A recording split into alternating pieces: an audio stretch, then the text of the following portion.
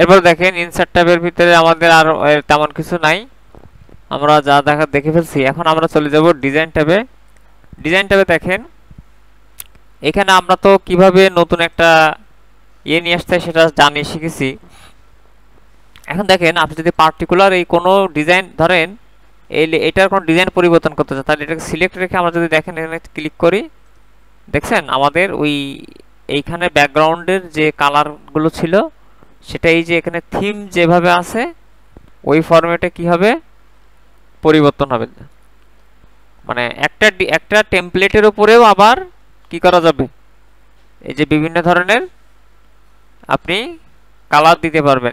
এছাড়াও আপনি এই ফরম্যাট ব্যাকগ্রাউন্ডে যদি যান, এইখান থেকে আপনি এই ছাড়াও আপনি ধরেন চাচ্ছেন যে এই রকম ধরনের গ্রেডিয়েন্ট থাকবে না, শুধু সলিড থাকবে, তাহলে সলিডে গিয়ে সলিডে ক্লিক করে আপনি চাচ্ছেন যে এই কালার দিতে, তো এই কালার দেওয়া যাবে।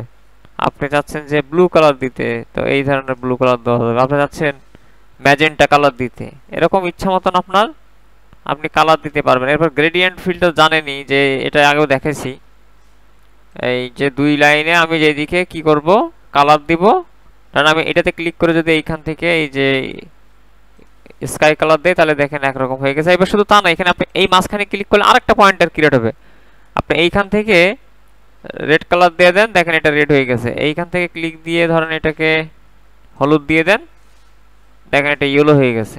ঠিক আছে, এরকম অনেকগুলো গ্রেডিয়েন্ট সেট করা যায়।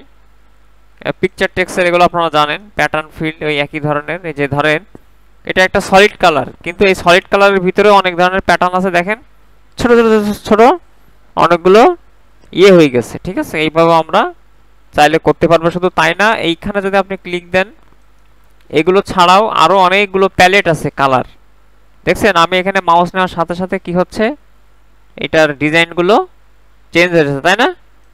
এটা যেরকম আরেকটা। তারপরে এইখান থেকে ধরেন ফন্ট আছে, আপনি চাচ্ছেন কোন ধরনের ফন্ট এটার সাথে মেলে, দেখেন যেটা সুন্দর লাগে সেই ধরনের ফন্ট, সেই ধরনের ফন্টের সাইজ কি হবে এটার থেকে ম্যাচ হবে।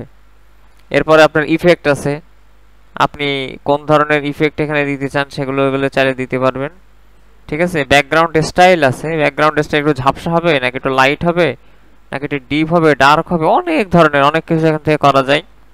এই ইনসার্ট ট্যাব, ইনসার্ট আমরা যে ডিজাইন ট্যাব আসে এখান থেকে আমি এটা ক্লোজ করে দেই। মূলত হচ্ছে এইগুলো হচ্ছে একটা হচ্ছে ভেরিয়েন্ট, একটা হচ্ছে এটার মানে এই যে দেখেন এখানে নিয়ে গেলে যে সবুজ আর সাদা স্টাইল হয়ে গেছে। আর একটা থিম, একটা হচ্ছে ভেরিয়েন্ট, মানে এই পাশে এটা হচ্ছে প্রেজেন্টেশনের থিমটা কেমন হবে ডিজাইনার, আর এই পাশেরটা হচ্ছে তার ভেরিয়েন্ট। থিমের আবার কি করা যাচ্ছে, বিভিন্ন ভেরিয়েশনে ভাগ করা যাচ্ছে।